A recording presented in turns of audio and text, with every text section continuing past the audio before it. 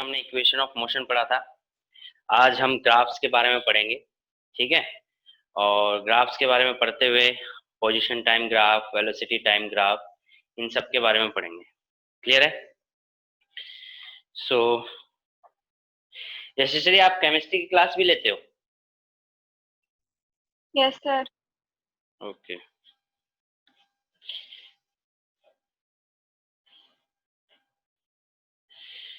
तो आज के हमारे टॉपिक होंगे ग्राफ्स, और ग्राफ्स को अच्छे से पढ़ना है।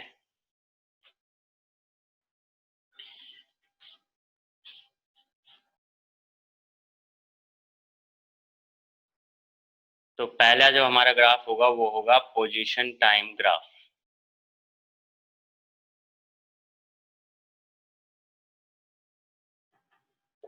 ठीक है, पोजीशन टाइम ग्राफ की बात करेंगे। पोजीशन टाइम ग्राफ का मतलब यहाँ पे किस तरीके से बात होगी कि एक एक्सिस पे पोजीशन लिया जाएगा और एक एक्सिस पे टाइम लिया जाएगा। ठीक है,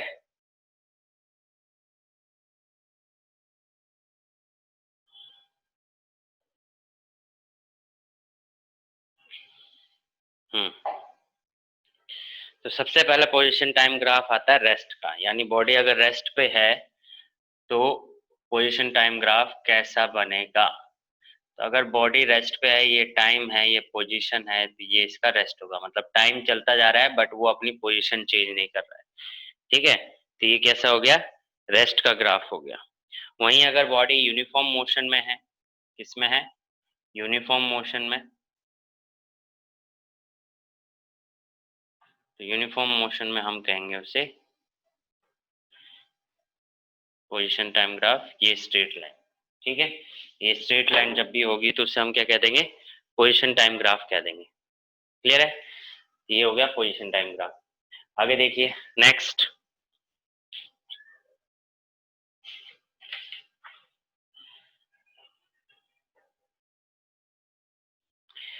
पोजीशन टाइम ग्राफ में अगर कोई बॉडी मूव कर रही है पॉजिटिव वेलोसिटी मतलब सेम डायरेक्शन में, तो पॉजिटिव वेलोसिटी अगर आप बनाते हो तो यानी कि सेम तरीके से आप इस तरीके से ले लो,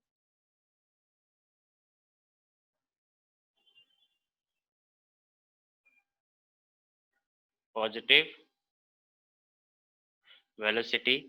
जब भी वेलोसिटी हो तो पॉजिटिव वेलोसिटी में क्या होता है कि उसकी पोजीशन इंक्रीज हो रही है। ठीक है, टाइम के साथ साथ क्या हो रहा है? इक्वली वो इंक्रीज कर रहा है। तो पॉजिटिव वेलोसिटी के साथ जब भी मूव करेगा बॉडी तो वो क्या होगा? जो ये ग्राफ बना था वही होगा, कुछ अलग नहीं है। ठीक है, स्ट्रेट लाइन अपवर्ड डायरेक्शन में, दैट इज पॉजिटिव वेलोसिटी। वहीं अगर नेगेटिव वेलोसिटी आ जाए पोजीशन टाइम में, ठीक है, क्या आ जाए? नेगेटिव वेलोसिटी आ जाए, तो नेगेटिव वेलोसिटी में आप क्या करोगे? C D, negative velocity, time, position और ये, ठीक है, डाउनवर्ड डायरेक्शन। रेस्ट का केस कर ही लिया है आपने।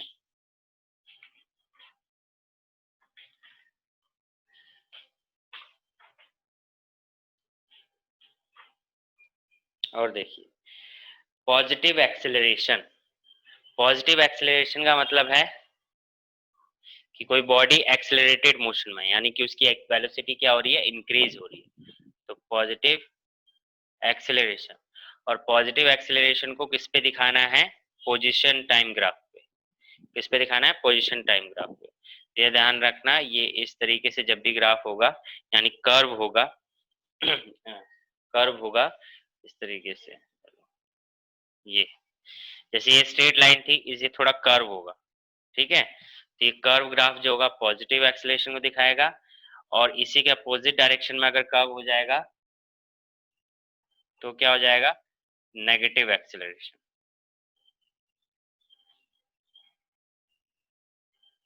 ये नेगेटिव एक्सेलरेशन, ठीक है।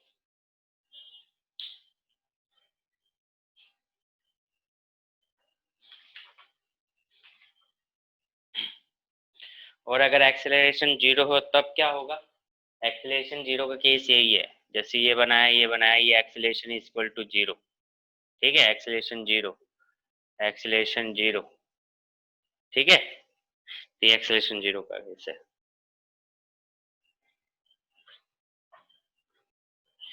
क्लियर है?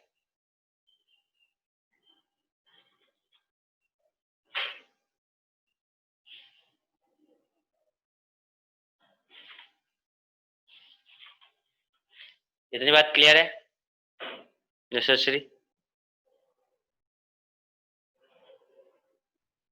तो इसको नोट कर लो या स्क्रीनशॉट ले लो जल्दी से, हो जाए तो बता देना।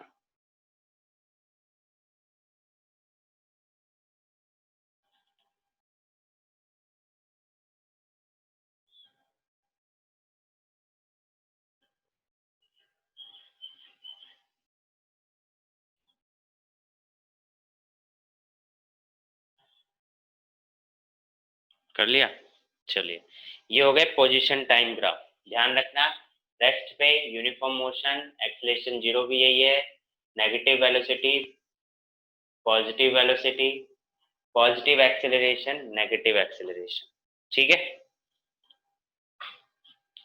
नेक्स्ट हम बनाएंगे वेलोसिटी टाइम ग्राफ। नेक्स्ट क्या बनाएंगे? Velocity time graph. तो वेलोसिटी टाइम ग्राफ में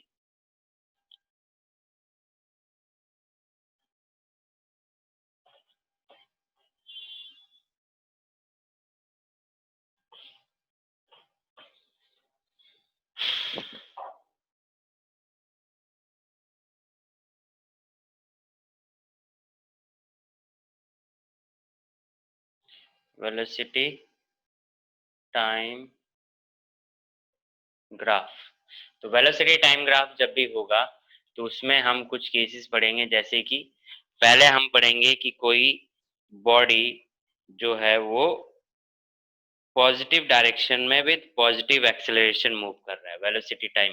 ठीक है, तो जैसे जो ओरिजिन है यानी कि जीरो हम लिखेंगे, उस ओरिजिन के ऊपर वाला, जैसे मैथ में सीखते हैं ना, अपर एक्सिस पॉजिटिव होता है, लोअर एक्सिस नेगेटिव होता है, तो वही तरीके से अपर एक्सिस को हम पॉजिटिव डायरेक्शन मानेंगे और लोअर एक्सिस को नेगेटिव डायरेक्शन मानेंगे। ठीक है, तो क्या कह रहा है कि positive direction with positive velocity, positive acceleration. ठीक है, positive direction with positive acceleration. तो देखिए कैसे होगा,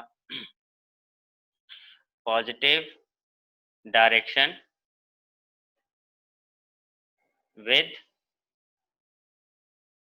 पॉजिटिव एक्सेलरेशन। तो वेलोसिटी टाइम ग्राफ बनाना है, तो बस अपर की साइड, ये मैंने ऊपर से बनाया है क्योंकि यहाँ से भी स्टार्ट हो सकता है, बट उसका मतलब हो जाएगा कि इनिशियल वेलोसिटी जीरो है। अगर यहाँ से बनाया तो इसका मतलब उसके पास इनिशियली कोई ना कोई वेलोसिटी थी। ठीक है, तो ये पार्ट हो गया। बी पार्ट क्या होगा? पॉजिटिव डायरेक्शन है बट नेगेटिव एक्सेलरेशन है, positive direction with negative acceleration. Negative होगा तो क्या हो जाएगा, ये टाइम, ये वेलोसिटी डाउनवर्ड डायरेक्शन, ये नेगेटिव एक्सेलरेशन हो जाएगा। ठीक है क्या हो जाएगा? नेगेटिव एक्सेलरेशन हो जाएगा। देखो, ये लाइन जो शो कर रही है, शो कर रही है एक्सेलरेशन। अपवर्ड डायरेक्शन में जाएगा तो पॉजिटिव, लोअर डायरेक्शन में जाएगा तो नेगेटिव। दोनों ही ग्राफ ओरिजिन से ऊपर बनाए हैं यानी अपर एक्सिस पे बनाया है, इसलिए इसका क्या हो जाएगा? Positive direction. अगर नेगेटिव डायरेक्शन बनानी होगी, अगर नेगेटिव डायरेक्शन बनानी होगी with negative acceleration, negative direction का मतलब क्या है? Lower axis. Negative axis direction का मतलब क्या है? Lower axis. और एक्सेलरेशन भी क्या है? नेगेटिव। तो नेगेटिव डायरेक्शन मतलब लोअर एक्सिस, और नेगेटिव एक्सेलरेशन मतलब डाउनवर्ड। तो देखो, ये डाउनवर्ड बन गया आपका, ये ग्राफ बन गया। ठीक है, नेक्स्ट देखिए, moves in positive direction and between T and T2, ये क्या है? Negative acceleration that changes the direction at time. ठीक है, इसको आप इस तरीके से बना सकते हैं, negative acceleration that changes direction at time T. ठीक है, टी टाइम में वो क्या कर दे रहा है? डायरेक्शन को चेंज कर दे रहा है। तो डायरेक्शन को चेंज कर रहा है मतलब कि ये देखिए इस तरीके से ग्राफ होगा, यानी कि नेगेटिव एक्सेलरेशन मतलब डाउनवर्ड, तो नेगेटिव एक्सेलरेशन मतलब डाउनवर्ड, तो डाउनवर्ड गया, तो अभी तक ये पॉजिटिव डायरेक्शन में है। जैसे ही लोअर एक्सिस में जाएगा तो क्या हो जाएगा, नेगेटिव डायरेक्शन, तो यहाँ पॉजिटिव डायरेक्शन, यहाँ नेगेटिव डायरेक्शन, ठीक है। वेलोसिटी और टी टाइम में उसने क्या कर दिया, अपनी डायरेक्शन को चेंज कर दिया। यहाँ तक क्लियर है यशस्वी?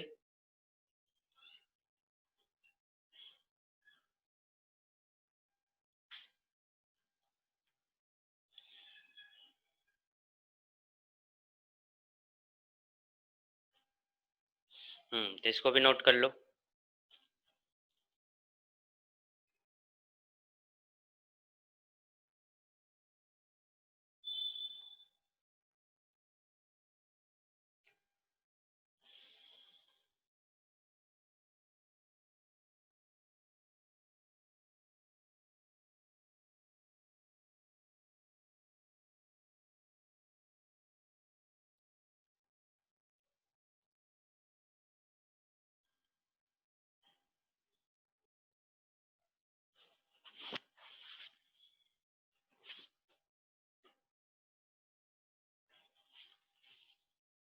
डन।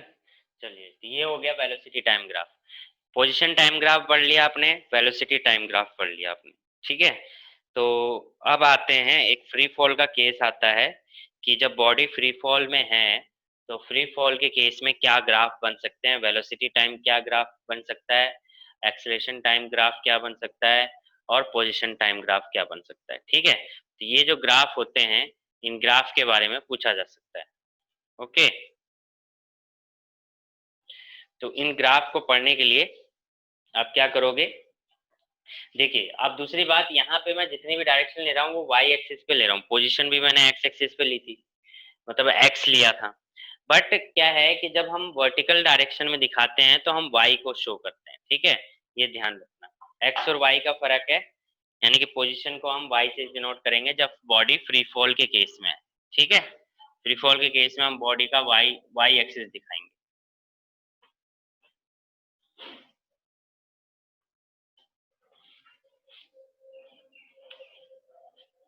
कौन सा केस है, फ्री फॉल। तो पहला ग्राफ जो बनेगा इसका फ्री फॉल का, that is acceleration time graph. क्या है, एक्सीलरेशन टाइम ग्राफ। तो एक्सीलरेशन टाइम ग्राफ में अकॉर्डिंग टू एनसीईआरटी जो ग्राफ बनेगा वो क्या बनेगा, 10 a टाइम, और ये स्ट्रेट, क्योंकि एक्सीलरेशन चेंज नहीं होता, जी चेंज नहीं होता।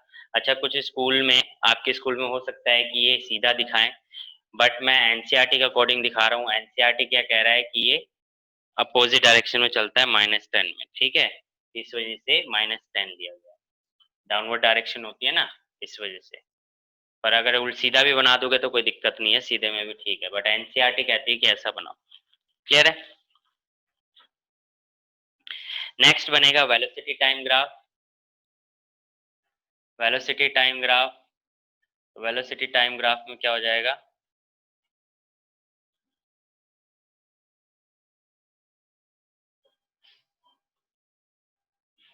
ठीक है।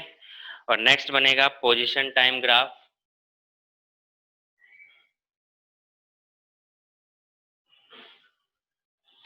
पोजीशन टाइम ग्राफ,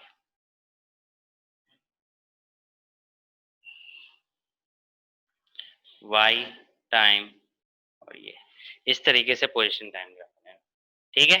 तो ये तीन ग्राफ बनेंगे फ्री फॉल के। यहाँ तक कोई दिक्कत, अभी तक जो ग्राफ पढ़े।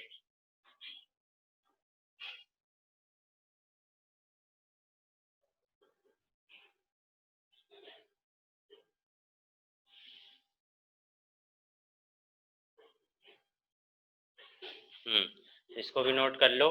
ये थे ग्राफ के बारे में, और भी ग्राफ हैं, दो तीन ग्राफ और हैं, उनको भी पढ़ेंगे, पर उससे पहले एक टॉपिक पढ़ना पड़ेगा, पहले इसको नोट कर लो, फिर हम आगे करते हैं।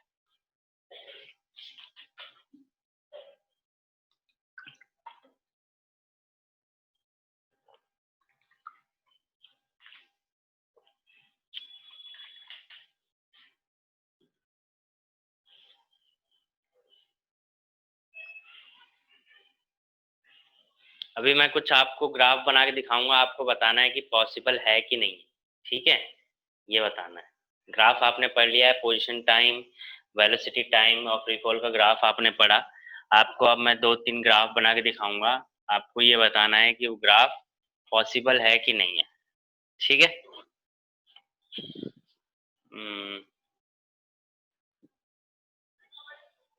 ये डिस्टेंस शो कर रहा है, ठीक है, ये ध्यान रखना। क्या शो कर रहा है? डिस्टेंस और ये टाइम। और ग्राफ कुछ इस तरीके से है। दूसरा, डिस्टेंस, टाइम, वेलोसिटी और टाइम, या यूं कर लो स्पीड है। ये वाई एक्सिस क्या शो कर रहा है? स्पीड। और ये टाइम। तो ग्राफ कुछ इस तरीके से शो हो रहा है, ठीक है। तो बताइए इसमें से कौन सा पॉसिबल है, कौन सा नहीं।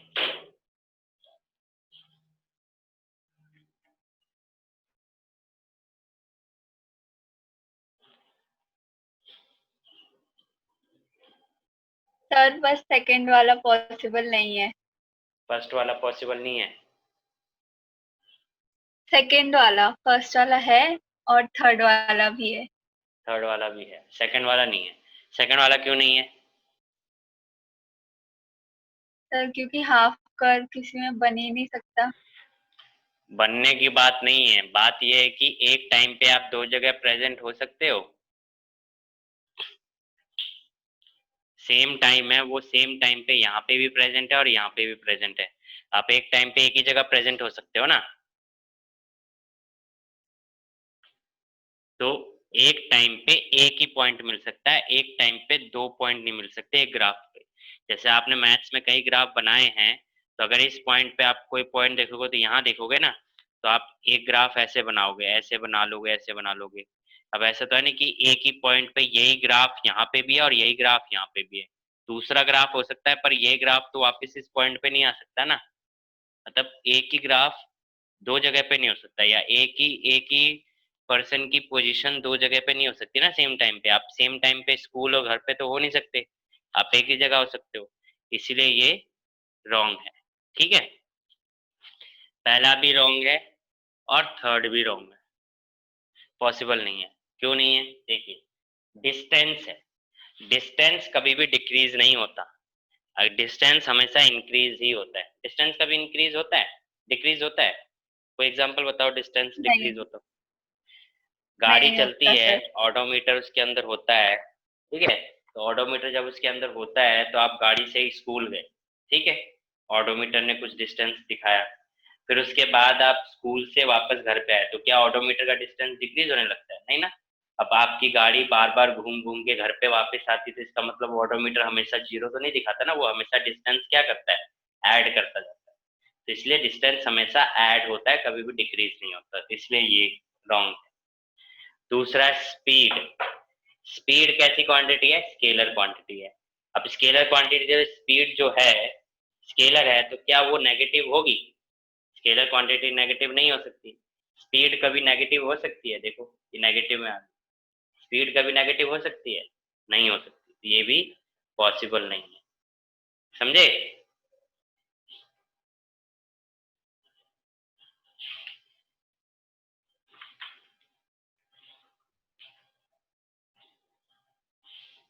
समझ में आया यशस्वी?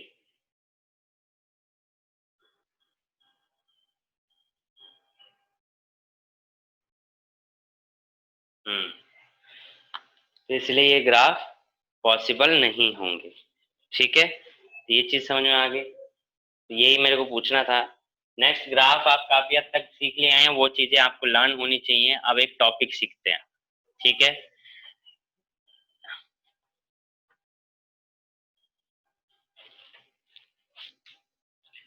टॉपिक है relative velocity.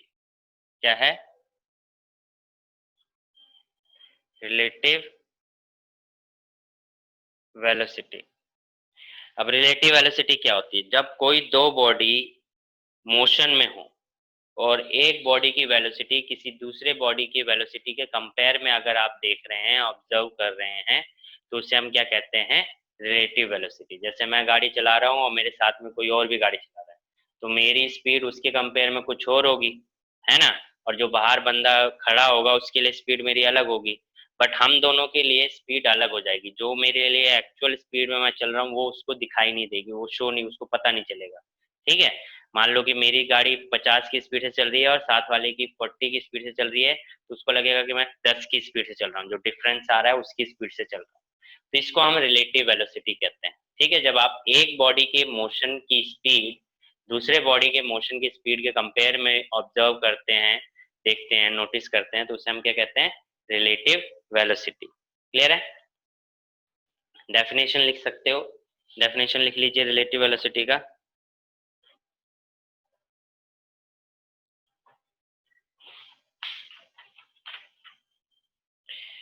The relative velocity of an object 2 with respect to object 1, relative velocity of an object 2 with respect to object 1 when both are in motion. When both are in motion, the relative velocity of an object 2 with respect to object 1 when both are in motion. ठीक है, यानी कि दोनों ही जब motion में हो तो एक की स्पीड दूसरे के कंपेयर में जब देखते हैं, दैट इज रिलेटिव वेलोसिटी। ठीक है, देखिए एक हम केस करते हैं, इसमें दो केस बनते हैं, जब सेम डायरेक्शन में मूव कर रहे हो। ठीक है, कब कहाँ मूव कर रहे हो, सेम डायरेक्शन, यानी कि एक बॉडी इस डायरेक्शन में चल रही है जिसकी वेलोसिटी ए है, और दूसरी बॉडी भी इसी डायरेक्शन चल रही है जिसकी वेलोसिटी बी है। ठीक है, तो क्या होगा कि अगर मैं निकालना चाह रहा हूँ वी ए बी, यानी कि relative velocity of A with respect to B, तो मैं कैसे निकालूंगा, सेम डायरेक्शन में हमेशा क्या हो जाती है, वेलोसिटी माइनस हो जाती है।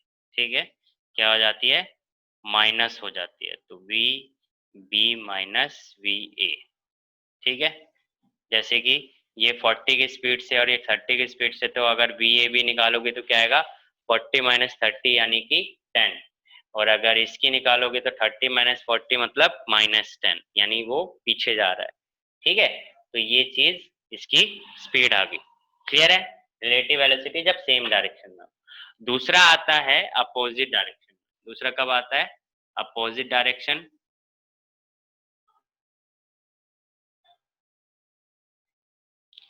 अपोजिट डायरेक्शन में क्या है कि ये इस तरफ जा रहा है और दूसरी बॉडी अपोजिट डायरेक्शन में जा रही है, दैट इज वीपी।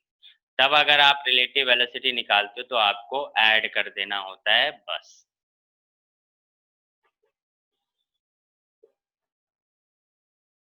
आपको वेलोसिटी को ऐड कर देना है। ठीक है, क्या कर देना है, ऐड कर देना है। जैसे श्री यहाँ तक कोई दिक्कत?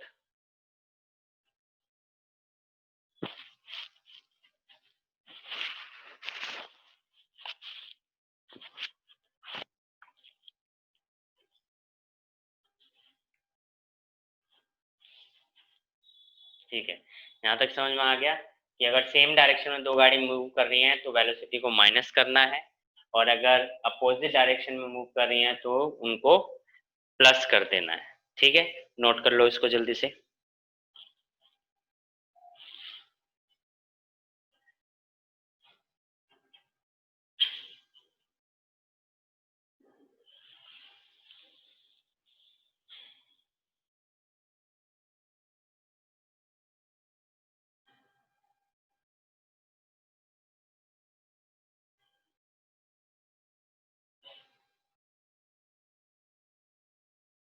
ओके, अब यहाँ पे ये जो बात मैंने बताई है सेम और अपोजिट डायरेक्शन की, ये बताया है मैंने डिफरेंट ट्रैक के लिए। मतलब एक गाड़ी किसी ट्रैक पे चल रही है, दूसरी गाड़ी दूसरे ट्रैक पे चल रही है, मतलब दो अलग अलग गाड़ी, दो अलग अलग ट्रेन है। ठीक है, तो ये उसके लिए है डिफरेंट ट्रैक के लिए।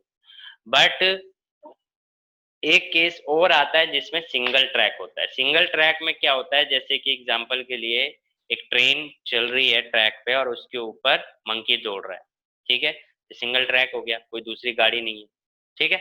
तो ऐसे केस में जिसमें सिंगल ट्रैक आ रहा है, दूसरा आप ले सकते हो एक्सकेलेटर, जो मेट्रोज में लगे होते हैं एक्सकेलेटर, आप खड़े हो जाओ चल रहे हो अपने आप, तो उसको वो वाले केस में भी क्या होगा कि सिंगल ट्रैक हो गया, कोई दूसरी गाड़ी नहीं है, ठीक है। तो ऐसे में आपको जब ऐसे कॉन्सेप्ट होंगे तो बस इनका रिवर्स कर देना है। कहने का मतलब, जैसे कि आप एक्सेलेटर पे खड़े हो और एक्सेलेटर चल रहा है, तो आपकी स्पीड और एक्सेलेटर की स्पीड सेम है, बट एक्सेलेटर चल रहा है और उसी डायरेक्शन में आप चल रहे हो, तो आपकी स्पीड क्या होगी, इंक्रीज होगी, मतलब आपकी स्पीड क्या होगी, ऐड होगी। बट आप चल तो सेम डायरेक्शन में रहे हो, सेम डायरेक्शन में हम माइनस करते हैं, बट जब सिंगल ट्रैक होता है तो हम ऐड कर देते हैं, मतलब इसका अपोजिट करना है, ठीक है। सिंगल ट्रैक में इसका अपोजिट करना है, ठीक है। वहीं पे अगर जैसे एक्सेलेटर चल रहा है और उसके अपोजिट डायरेक्शन में चलने लग जाओ, तो क्या होता है, आपकी स्पीड डिक्रीज हो जाती है ना, आप चल नहीं पाते हो, आप पहुंच नहीं पाते हो जल्दी, स्पीड डिक्रीज होगी, डिक्रीज होगी मतलब माइनस कर दिया। तो यहाँ पे देखो अपोजिट डायरेक्शन में तो प्लस करते हैं, बट आपने क्या कर दिया, अपोजिट।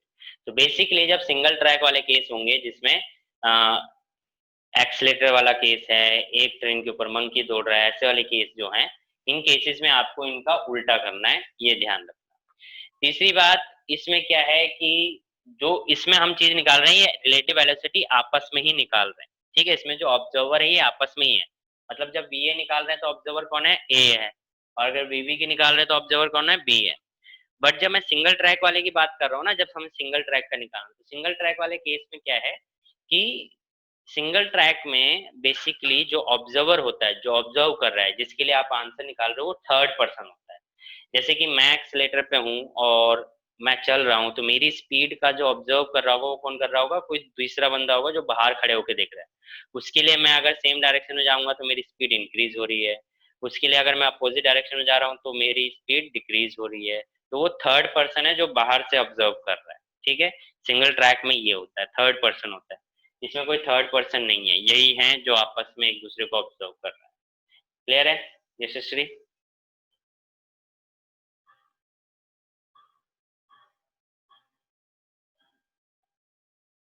हम्म। तो ये ध्यान रखना है कि सिंगल ट्रैक में इसका अपोजिट करना है। क्लियर? तो ये रिलेटिव वेलोसिटी के कॉन्सेप्ट है। अब कुछ ग्राफ हम बना लेते हैं, एग्जाम में ग्राफ पूछ लिए जाते हैं रिलेटिव वेलोसिटी के, ठीक है। तो रिलेटिव वेलोसिटी के ग्राफ हम बनाएंगे।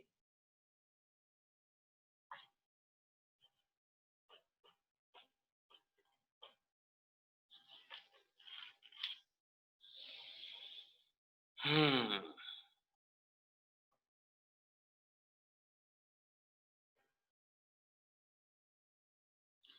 पहला ग्राफ बनेगा when two bodies moving with equal velocity, ठीक है।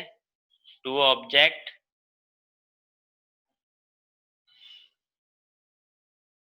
With equal velocity, equal velocity पे हैं, बट तो इक्वल वेलोसिटी का केस कैसे बनता है, ऐसे, ठीक है, इस तरीके से बनेगा। ध्यान रखना, ये पोजीशन टाइम ग्राफ है, ठीक है। ये वी ए हो गया, ये वी बी हो गया, ठीक है। दूसरा ग्राफ बन सकता है two objects with unequal velocity meeting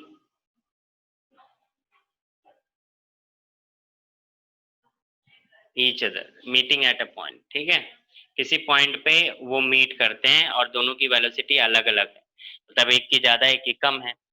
तो आप क्या कर रहे हो कि ये मान लीजिए ये इस तरीके से जा रहा है और ये इस तरीके से जा रहा है, तो वी ए वी बी, यहाँ पे क्या हुआ, वी बी की वेलोसिटी वी ए से ज्यादा है, इसलिए वी बी ने क्या कर दिया, वी ए को क्रॉस कर लिया।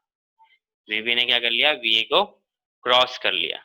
वही हो सकता है सेम, थर्ड सेम हो सकता है पर मीटिंग पॉइंट ना हो, ठीक है। Two objects with unequal velocity meet नहीं करेंगे, जब अनइक्वल हो बट मीट नहीं करेंगे तो ऐसे की इसमें ग्राफ क्या बन सकता है, ये तो हो गया VB और ये हो गया गैप इंक्रीज होने लग जाएगा VA। यहाँ पे VA की वेलोसिटी VB से ज्यादा है, ठीक है, समझ गए। फिर दूसरा आता है unequal velocity in opposite direction, ठीक है। फोर्थ जो ग्राफ बन सकता है, two objects moving in opposite direction. अगर अपोजिट डायरेक्शन में मूव कर रहे हैं तो कहीं ना कहीं तो मिलेंगे, है ना। अपोजिट डायरेक्शन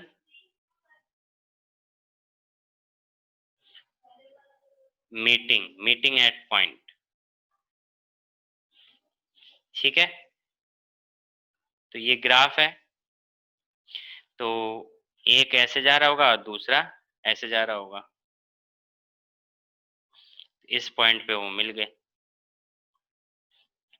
ठीक है। तो ये चीज हो गई अपोजिट डायरेक्शन का केस, यानी कि आप बना, ये जब बॉडी सेम इक्वल वेलोसिटी से मूव कर रहे हैं सेम डायरेक्शन में, और ये है अनइक्वल वेलोसिटी और एक दूसरे को क्रॉस कर रहे हैं यानी मीट कर रहे हैं, तो ये हो गया ग्राफ। जब क्रॉस नहीं कर पा रहे हैं मतलब आगे वाली वेलोसिटी, आगे वाली कार और आगे बढ़ती जा रही है, पीछे वाली पीछे होती जा रही है, तो ऐसे में इनके बीच का गैप इंक्रीज होते जा रहा है, तो इससे ऐसा ग्राफ बनेगा, ठीक है। और दो गाड़ी अपोजिट डायरेक्शन से मूव करेंगे तो किसी पॉइंट पे क्रॉस करेंगे एक दूसरे को, तो ये क्रॉसिंग पॉइंट हो गया और ये ग्राफ बन गया, ठीक है। यशस्वी क्लियर।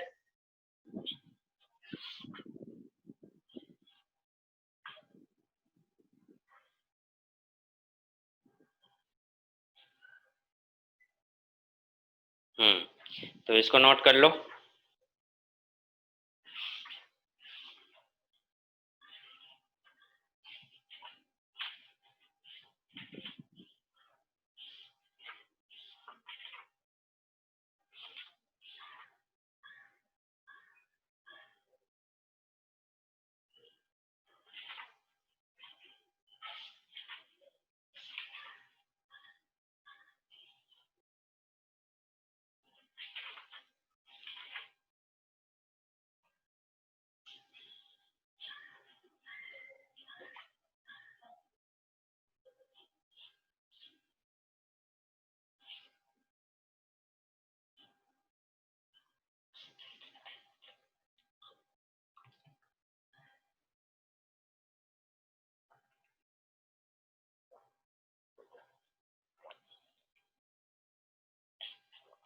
यशस्वी अब इस चैप्टर में कुछ नहीं बचा है,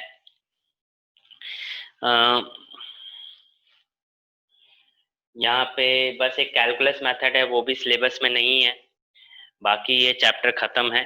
अब इस पे न्यूमेरिकल कॉन्सेप्ट हमें करना है, तो कैलकुलस मेथड सिलेबस में नहीं है, बट आप देख लेना अगर आपके टीचर कैलकुलस मेथड कराते हैं तो हम कर लेंगे, कोई इशू नहीं है। अब इस चैप्टर पे हमें न्यूमेरिकल करने हैं, ग्राफ जो मैंने पढ़ाए हैं उनको अच्छे से कर लेना, ठीक है। ग्राफ्स इंपॉर्टेंट है, ग्राफ को अच्छे से कर लेना, और इसमें अब हम न्यूमेरिकल करते हैं, क्लियर। कोई डाउट है तो पूछो आपको इस पूरे चैप्टर में।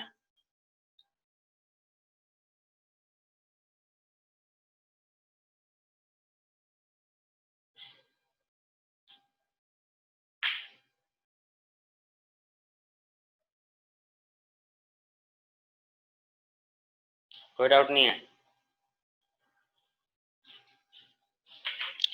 चलिए फिर कुछ क्वेश्चन करते हैं, ठीक है। तो इक्वेशन ऑफ मोशन के ऊपर पहला क्वेश्चन कर लेते हैं।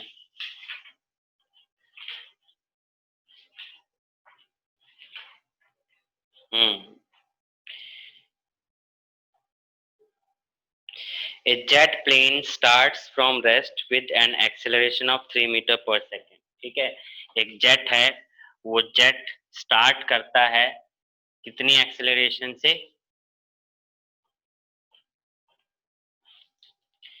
कितने एक्सेलरेशन से, 3 मीटर पर सेकेंड स्क्वायर से, acceleration 3 meter per second square, and makes a run for 35 second, makes a run for 35 second before taking off, यानी कि टेक ऑफ करने से पहले वो 35 सेकंड के लिए रन करता है यानी दौड़ता है। what is the minimum length of the runway and what is the velocity of the jet at takeoff. यानी कि डिस्टेंस पूछ रहा है कि इतने टाइम में उसने कितना डिस्टेंस ट्रेवल किया और टेक ऑफ करते समय उसकी वेलोसिटी क्या थी, इसका मतलब फाइनल वेलोसिटी पूछ रहा है। अब देखिए क्वेश्चन में क्या कह रहा है, दोबारा सुनिए। A jet plane starts from rest with an acceleration of 3 meter per second square and makes a run for 35 seconds before taking off. What is the minimum length of the runway and what is the velocity of the jet at takeoff? देखो इसने बोल दिया plane starts from rest, जब भी ऐसा कुछ आ जाए इसका मतलब क्या कह रहा है, इनिशियल वेलोसिटी क्या है, जीरो है। इनिशियल वेलोसिटी क्या है, जीरो। ठीक है, इनिशियल वेलोसिटी क्या आ गई, जीरो। अब आपके पास तीन इक्वेशन ऑफ मोशन है, v is equal to u plus a t, second s is equal to u t plus half a t square, और थर्ड है v square minus u square is equal to 2as। अब देखिए आपको क्या निकालना है, distance of v। तो पहले हमारे पास a है, t है और u है, तो v निकाल सकते हैं इससे। तो v इज इक्वल टू क्या हो जाएगा, u प्लस ए टी। तो u क्या है, जीरो, प्लस a कितना है 3, t कितना है 35। तो 5 3 15, एक ऊपर 3 3 9 10, 105 metre per second. 105 metre per second, ये क्या आ गया, वेलोसिटी आ गया, है ना। समझ में आया, 105 मीटर पर सेकेंड। अब क्या निकालना है, डिस्टेंस। तो हमारे पास डिस्टेंस निकालना है, u है, t है, a है, t है, निकल सकता है, या फिर इससे भी निकल सकता है, v स्क्वायर है, v u है और इसका 2as। तो कौन सा इजी रहेगा वो देख लो आपको, ठीक है। जो सा भी इजी लगे, दोनों में से कोई भी लग सकता है। तो s is equal to u t plus half a t square, u कितना है जीरो, इंटू में t कितना है 35 प्लस हाफ, a कितना है 3, t कितना है 35 का स्क्वायर। 35 का स्क्वायर कितना होता है, पता है कुछ, तो सॉल्व कर लेंगे इसको। सॉल्व करने पे आपका आ जाएगा 1835375 मीटर, इतना आंसर आ जाएगा। यशस्वी समझ में आया कैसे किया क्वेश्चन को।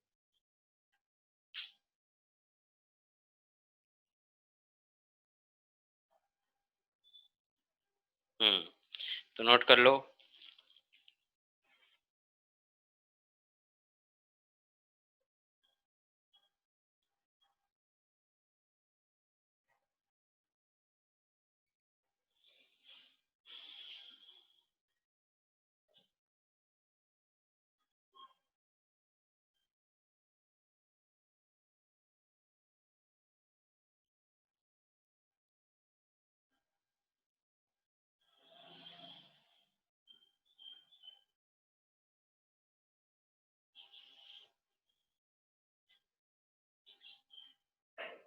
Done, okay.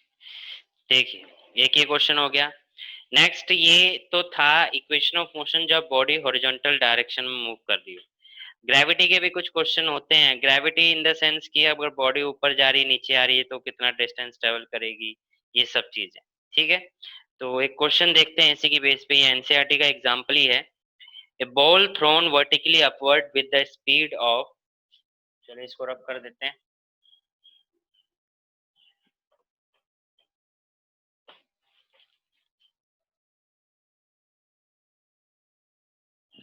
क्वेश्चन क्या कह रहा है, a ball thrown vertically upwards with a speed of 19.6 metre per second. यानी कि बॉल को जब फेंका गया तो उसकी इनिशियल वेलोसिटी कितनी थी, 19.6 मीटर पर सेकेंड, जब उसको ऊपर फेंका गया।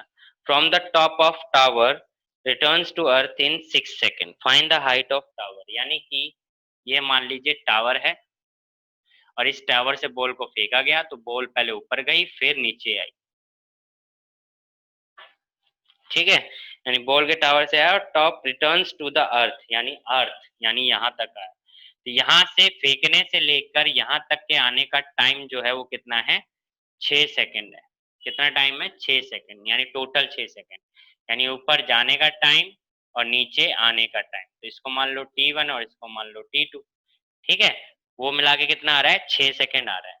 और हमारे पास सिर्फ इनिशियल वेलोसिटी है 19.6 मीटर पर सेकेंड, दूसरी बात, जब भी ऐसे ग्रेविटी इफेक्ट के क्वेश्चन होते हैं, यानी कि बॉल को ऊपर फेंके जा रही है या बॉल ऊपर से नीचे आ रही है, तो अंडरस्टूड है कि आपको एक्सेलरेशन पता है, यानी कि जी पता है, that is 9.8 metre per second, ठीक है, स्क्वायर, ये आपको पता है। अब देखिए दूसरी बात क्या पता चल सकती है, देखो जब भी बॉडी को नीचे से ऊपर फेंकते हैं तो वो ऊपर जाके कहीं ना जाके तो रुकेगी, यानी उसकी फाइनल वेलोसिटी कहीं ना कहीं जाके तो जीरो होगी। तो हम ये कह सकते हैं जब भी किसी ऑब्जेक्ट को आप ऊपर अपवर्ड डायरेक्शन में मोशन में डालते हैं या फेंकते हैं, तो ऐसे में उसकी फाइनल वेलोसिटी हमेशा क्या होती है, जीरो। हमेशा फाइनल वेलोसिटी क्या होती है, जीरो। और दूसरा जीरो कब होता है, जब किसी बॉडी को किसी हाइट से रिलीज किया जाए। क्या किया जाए, रिलीज, ये टर्म ध्यान रखना, रिलीज। जब किसी हाइट से एक बॉडी को रिलीज किया जाता है तो उसकी इनिशियल वेलोसिटी क्या होती है, जीरो। और जब किसी बॉडी को ऊपर फेंका जाता है तब उसकी इनिशियल वेलोसिटी, फाइनल वेलोसिटी क्या होगी, जीरो। फाइनल कब होगी, जब ऊपर फेंकेंगे, और ऊपर से जब नीचे आएगी रिलीज करेंगे तो जीरो, इनिशियल। ठीक है, तो यहाँ पे बॉडी को ऊपर से नीचे ऊपर फेंक रहे हैं तो क्या हो रहा है, फाइनल वेलोसिटी जीरो। तो यू पता है, ए पता है, वी पता है, ठीक है, समझ गए। और कुछ गिवन है, और कुछ नहीं गिवन है, ठीक है। और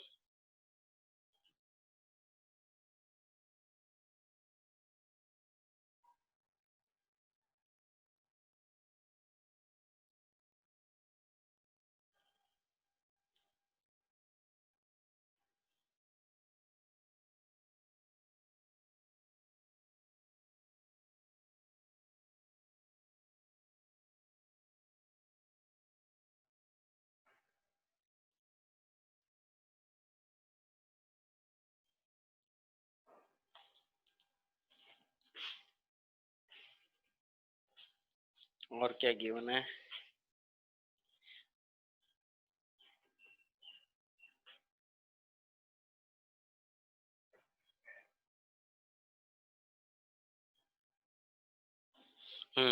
दूसरे टावर की हाइट दे रखी है 25 मीटर। दूसरी क्या दे रखी है, टावर की हाइट 25 मीटर, ठीक है। 25 मीटर अगर टावर की हाइट दे रखी है फ्रॉम द ग्राउंड, तो बताइए कि how high will the ball rise, ठीक है। तो सबसे पहले तो यही बताना है कि बॉल कितना ऊपर तक जाएगी। तो कितना ऊपर तक जाएगी उसके लिए आप क्या कर सकते हो, डिस्टेंस, यानी डिस्टेंस निकालना है, कितने ऊपर तक जाएगी। तो कौन सी इक्वेशन लगा सकते हो, v square minus u square is equal to 2as। 2as का मतलब क्या है, 2gs, जी आ जाएगा ए की जगह पे, ठीक है, क्या आ जाएगा, जी आ जाएगा। तो जी को आप ध्यान में रखेंगे,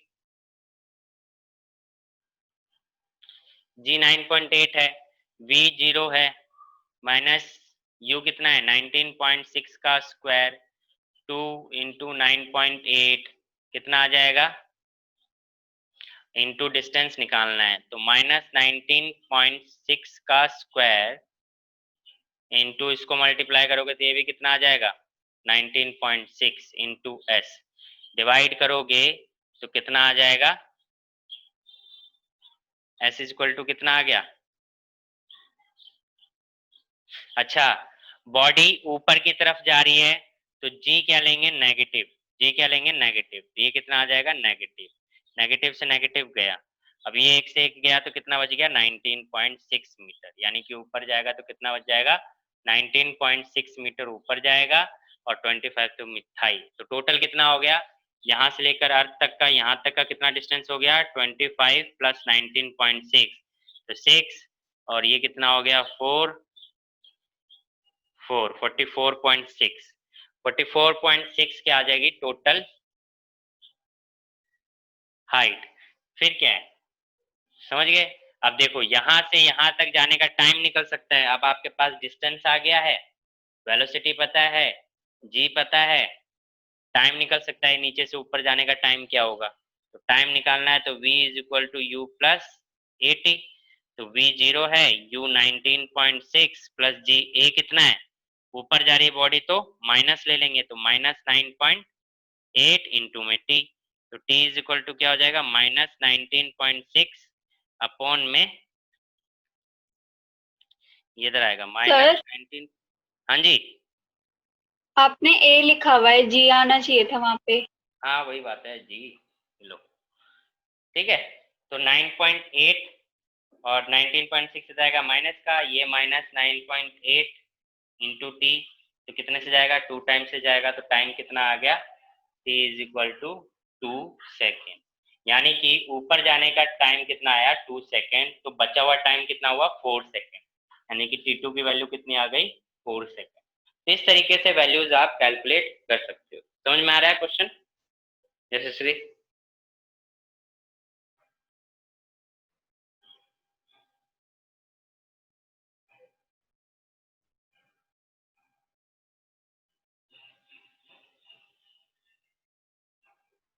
यशस्वी, ठीक है। तो देखिए इसी तरीके से करना है। तो ये क्वेश्चन हो गए हैं, अभी नेक्स्ट क्लास में, आज के लिए इतना ही करते हैं, नेक्स्ट क्लास में बाकी करेंगे। आज के लिए होमवर्क लिख लो।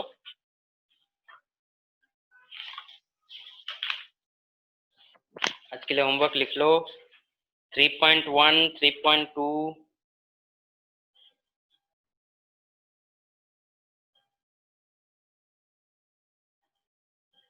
3.5, 3.6,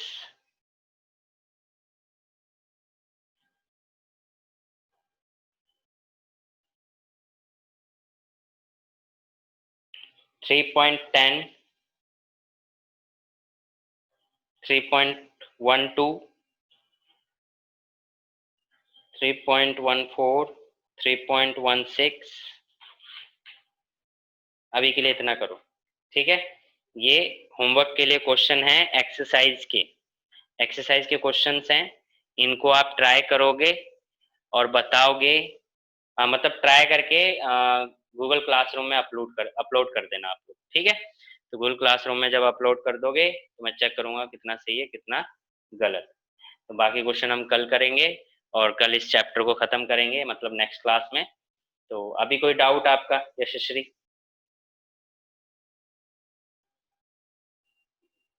चलो तो फिर मिलते हैं नेक्स्ट क्लास में। Till then bye bye.